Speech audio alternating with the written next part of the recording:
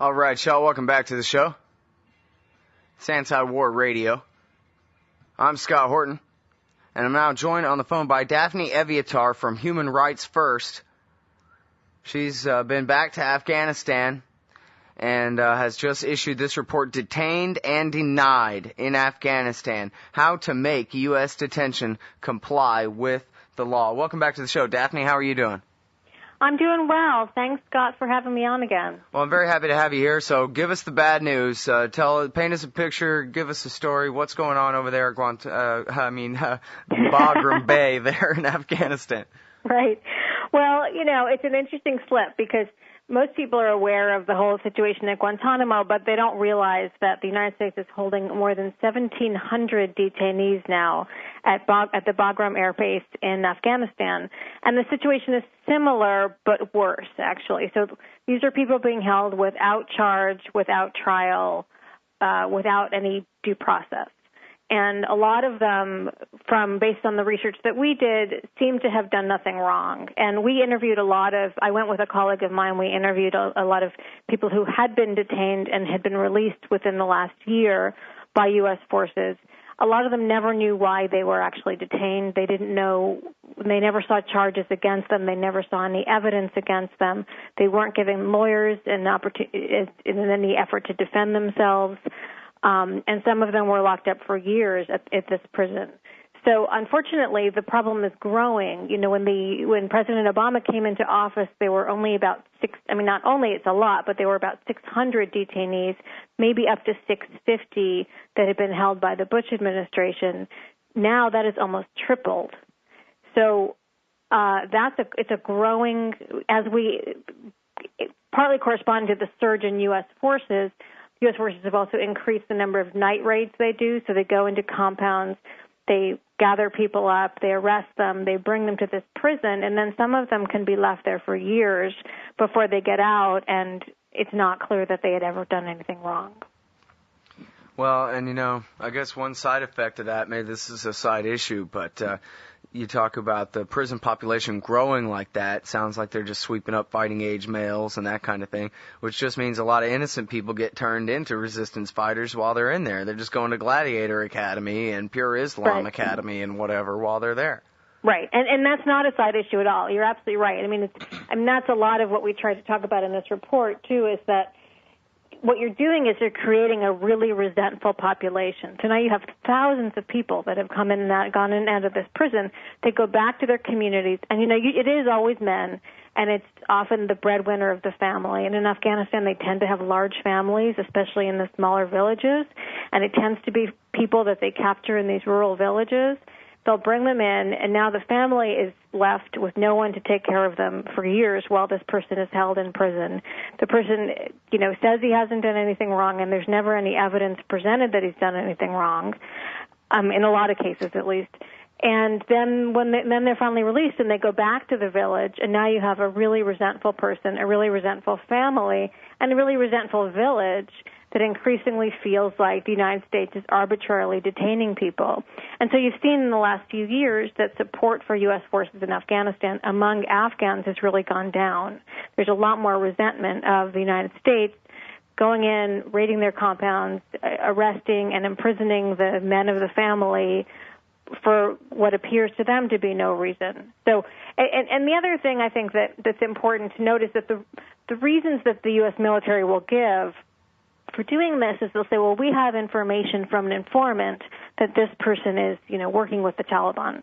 But the informants that they rely on are often really unreliable people, and that's something we talk about in the report as well. And lots of journalists and other human rights organizations have documented this as well, that the people in Afghanistan, there's a lot of tribal conflict, regional conflict, land conflict, and there are a lot of enemies between different tribes and different families and different regions.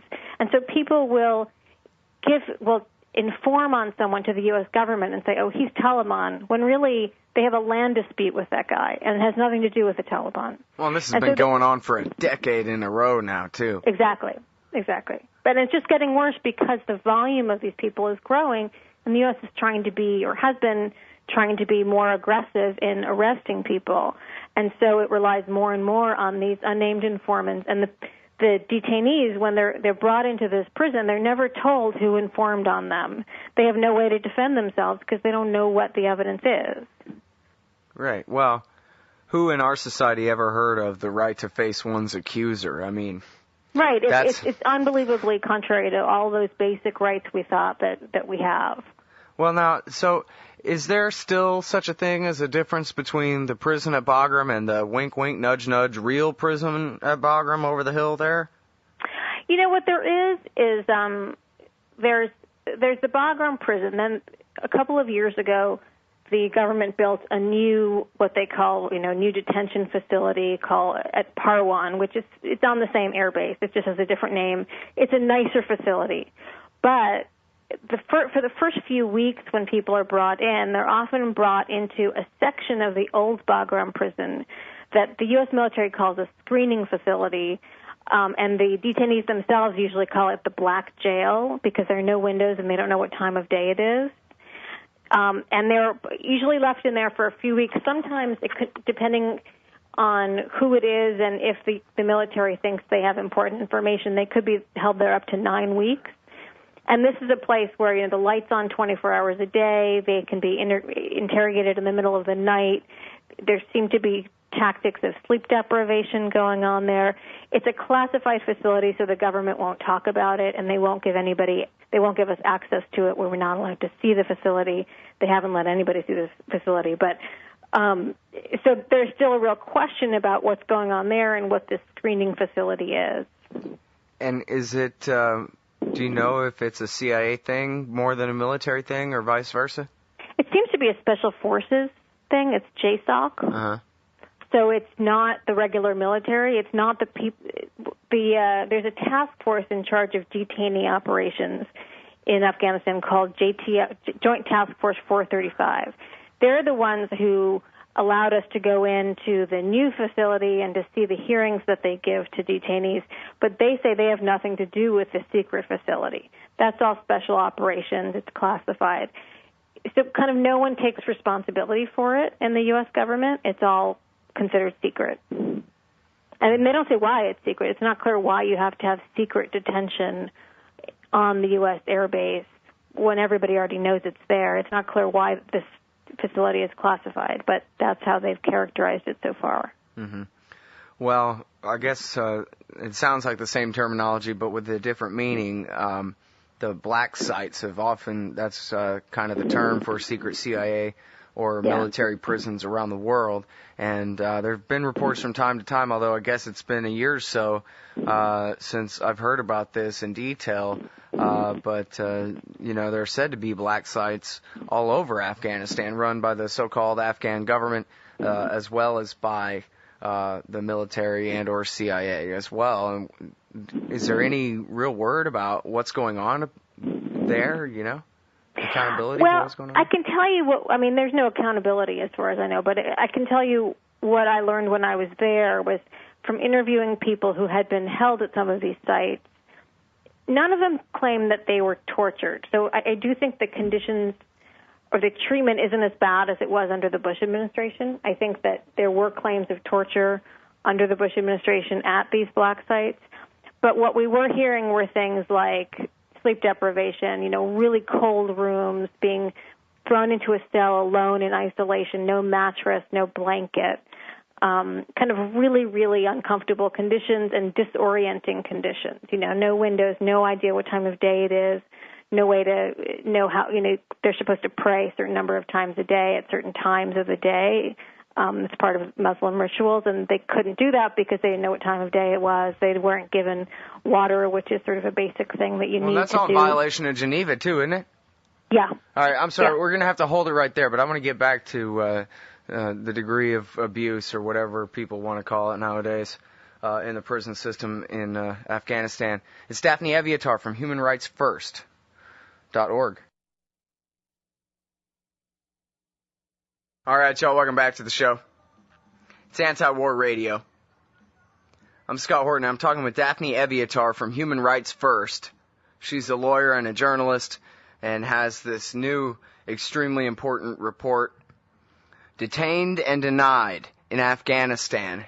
It's at humanrightsfirst.org. You can read all about it. And we were talking about, Daphne, before the break there, you were saying, as far as you know, the prisoners in some of these jails across Afghanistan are undergoing what now? There's sort of forms of deprivation. For example, that they're not really allowed to practice their religious rituals because they're not told what time of day it is or given water, which is a necessary thing for a lot of the for these Muslim rituals. And again, as I said, the government doesn't release any information about these, but this is information that we've gotten from former detainees who were held in some of these facilities for at least a few weeks, some of them for a few months. And the conditions are not as bad, again, as they were under the Bush administration, but they still raise serious concerns about kind of basic minimum rights. Okay. Now, correct me if I'm wrong here, but John McCain pushed this Detainee Treatment Act back in 2005. Dick Cheney successfully got the CIA taken out of it. But it said that the military is completely bound by the Army Field Manual description of how to carry out an interrogation. And as soon as that was passed, they rewrote the Army Field Manual. And I don't know if they added Appendix M or changed Appendix M, how to treat prisoners under your care, but they loosened the rules, basically, and allowed what exactly? Do you know? Yeah. I mean, that's a really important point, that from what we can understand, they're applying Appendix M in these facilities, which allows them to do things like isolate people for long periods of time, use sleep deprivation as a tactic to disorient people, possibly use some sort of stress positions, and do these things in combination. Now, when they're done in combination, they can rise to the level of torture. It depends how long you're kept in isolation or how much sleep you're deprived of. If you're being, people described being woken up at midnight and taken out for interrogation. So there's no reason to interrogate them at midnight other than to deprive them of sleep or to disorient them. So that whole tactic of disorienting people to get information out of them raises real concerns. Well, and now Appendix M itself goes further than that if the actions don't, and I don't know how much evidence we really have about what's going on in there, but the field manual now allows for cold water and I forget what all, doesn't it? They have exactly cold water, but it doesn't, I think it allows some sort of, it doesn't allow extreme temperature manipulation, but it allows some temperature manipulation, is my understanding. At least they're not chaining them to the wall of underground Thai dungeons, right? That's as far as we know. And again, as you said, we don't really know what's going on in the CIA facilities. So these are the people that we interviewed are people who were in U.S. military facilities. And even if it is complying with Appendix M allows a combination of techniques that can rise to the level of torture depending on how they're used. All right, now, abuse in custody aside, just the process as far as how these people are being dealt with, how close or how far outside of the rules under the Geneva Conventions and so forth is this process? Well, part of the problem is, and I think we've talked about this before, is that the government doesn't consider these prisoners of war because it's a non-international armed conflict, and meaning we're at war with these insurgency groups rather than with a government. So they consider these to not be prisoners of war, so they don't have the benefits of most of the Geneva Conventions. They only have the benefit of Common Article 3, which says basically they have to be treated humanely. So the government will, they can define that however they want to. And then they can make up all the rest. Basically, and actually it's a really good point. The argument we make in our report is that the way that they're being treated and the way that the fact that the hearings they get are basically a sham, like there's no evidence presented, they're not given lawyers to defend them, they're not allowed to see the evidence against them because it's classified. It's kind of a joke. And we say, and that violates basic international human rights law. But the U.S. government's position is international human rights law does not apply to U.S. operations overseas. So they are saying, the U.S. government's position is there is no law that governs their treatment of these detainees other than Common Article 3, which is that they have to be treated humanely, however you define that. Mm-hmm. Well, what about the Military Commissions Act? That doesn't apply to this? It doesn't, because to get to a military commission, you have to be charged with a crime, a crime under the Military Commissions Act. None of these people have been charged with anything. They're just being held under the laws of war. So they're being held as like a potential threat. Mm-hmm. So but they're not charged with a crime. They're not soldiers and they're not criminals. No. They're just basically, well, can you differentiate this between the David Addington, John Yoo view of George Bush's power to do this same stuff? Is there any difference? You know, the only difference I would say is that Addington and Yoo took a more extreme view of the way you could treat these people, the sort of physical, the use of torture and waterboarding and that kind of stuff. Yeah, I guess I mean more the president's power to do it. Their legal theories about all that. Yeah, no, I mean that's basically that. There's no real difference in terms of the government might kind of invoke a different article of the Constitution now for his argument. He says he's doing this under the law of war, not under, his plenary power under the Constitution. But it's the same idea, is that they're saying they can detain anyone that they believe is working with, insurgent forces against them. They're not enemy soldiers, and there might not really even be any evidence that they're actually working with forces against them. But it can take they don't necessarily get a real chance to defend themselves and to explain, like, I didn't do any of the stuff that you're claiming. That some neighbor informed on me and said that I did that because, they want my land. I mean, they don't get an opportunity to really say that because they don't know who informed on them. They don't know what the evidence is against them. Right. Well, it's funny because just before the break, we were talking about how the state of California is going to have to release 10,000-something prisoners in order to obey a federal court order that says that they're in violation of the Eighth Amendment, that you can only have so many people in a cage at a time before you're basically torturing them. Cruel and unusual punishment. That's the ban. I know they're not talking about the unreasonable fines. This is, as the law applies here in America, still at least a little bit in California, at least in this instance, that's considered beyond the pale, the overcrowding in California. So you take the flip side of that and say some guy, hundreds, thousands of people in solitary confinement, put on the frequent flyer program and maybe sprayed down with a hose and threatened and whatever else. It may not be as bad as the Bush years, but it certainly sounds like it's beyond what the line has been drawn at here in the United States. Oh, yeah. No, absolutely. I mean, in the United States, you have a right to be charged and have a trial and have a lawyer to defend yourself. And, you have certain basic rights that absolutely don't apply in Afghanistan, and the government is saying none of the rights apply. I mean, even at Guantanamo Bay, they have a right to take their case to court. Eventually, it can take years to get there, but they have the right of habeas corpus, and then they can be represented by a lawyer. They don't have any of that in Guantanamo, and the Obama administration has very strongly insisted they have no right. Mm-hmm. Well, and at Bagram, you meant to say, I think, but I'm sorry, at Bagram, right? Well, and that's why they started shipping people to Bagram from all over the world instead of Guantanamo Bay. They said, oh, well, if the court decided that the Constitution could reach across that 90 miles to Cuba, well, then we'll just take them further. We'll just, take, some Egyptian we arrest in Europe or kidnap in Europe and take him to Bagram outside the law. Right. I mean, they say they're not doing that anymore, but we don't really know. The other thing, actually, that's interesting that you mentioned that people haven't really paid attention to is when they built this new facility, this new Par 1 detention facility, as they call it, they said it had the capacity to hold 1,100 detainees. And now they've admitted they have more than 1,700. So, they've already gone over. Yep.